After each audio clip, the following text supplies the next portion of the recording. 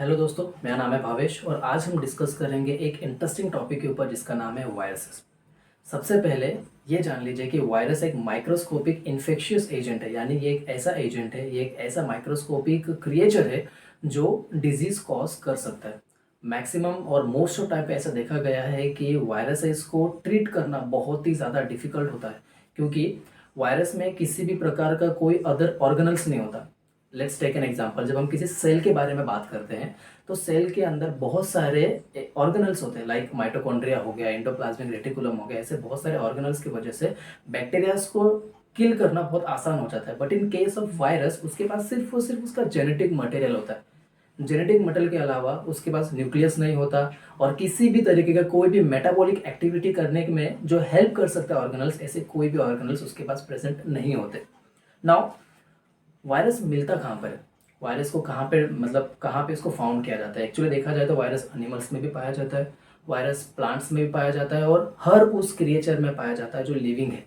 In short, living में भी पाया जाता है और साथ ही साथ उसको नॉन लिविंग क्रिएचर्स में भी पाया जाता है। इन शॉर्ट अगर आपको एक शॉर्ट फॉर्म में बताऊँ तो वायरस एक लिविंग क्रिएचर के कैटेगरी में भी आता है और नॉन लिविंग क्रिएचर के भी कैटेगरी में आता है।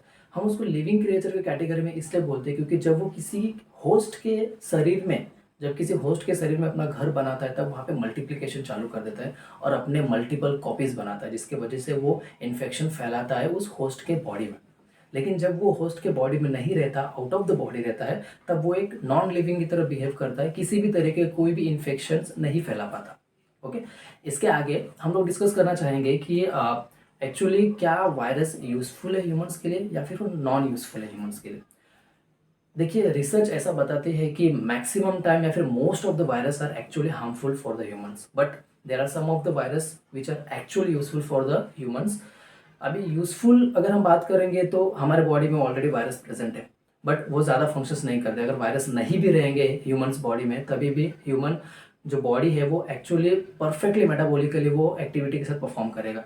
There will be no any disturbance in the metabolism of the human body if virus अगर इंसान के शरीर में नहीं है तो भी। बट अगर है तो किस पर्पस के लिए होता है? वायरस बहुत सारे मेटाबॉलिक एक्टिविटीज को परफॉर्म करते हैं हमारे शरीर में, जिसकी वजह से जो मेटाबॉलिक रेट है उसको थोड़ा स्मूथ किया जाता है वायरस की तरफ से। Apart from this, virus research के लिए भी बहुत सारे काम आते हैं, जेनेटिक इंजीनियरिंग के लिए भी काम आते हैं, बायो कंट्रोल के लिए भी काम आते हैं। यानी ये एक ऐसे एग्जाम्पल्स है जो मैंने आपको बताया जिसका इस्तेमाल करके साइंटिस्ट वायरसों के ऊपर रिसर्च करते हैं ताकि वो ह्यूमंस की हेल्प कर पाए।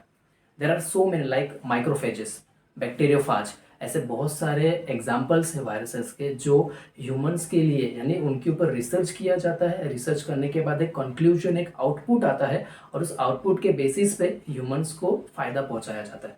तो ऐसे बहुत सारे वायरस है जिनका इस्तेमाल डे टू डे लाइफ में ह्यूमंस करते हैं अपने बेनिफिट के लिए और किसी प्रोडक्ट को बनाने के लिए। अब जो वायरस हमारे शरीर में होते हैं उनको इंडोजिनस वायरस कहा जाता है और लेटेंट वायरस कहा जाता है, यानी ऐसे वायरस जिनका घर है एक host, like humans. Humans are host for the viruses. Okay, and virus के ऊपर जो भी मैंने आपको बताया वो कैसा लगा ज़रूर आप कमेंट में बताना। ओके, और आज के लिए बस इतना ही। नेक्स्ट वीडियो हम बहुत जल्दी अपलोड करेंगे न्यू टॉपिक के साथ। Kindly don't forget to comment कि आपको किस टॉपिक के ऊपर नेक्स्ट वीडियो चाहिए, हम जल्दी उस टॉपिक के ऊपर आपके लिए वीडियो बनाएंगे। Thank you so much for watching and don't forget to like, share and subscribe.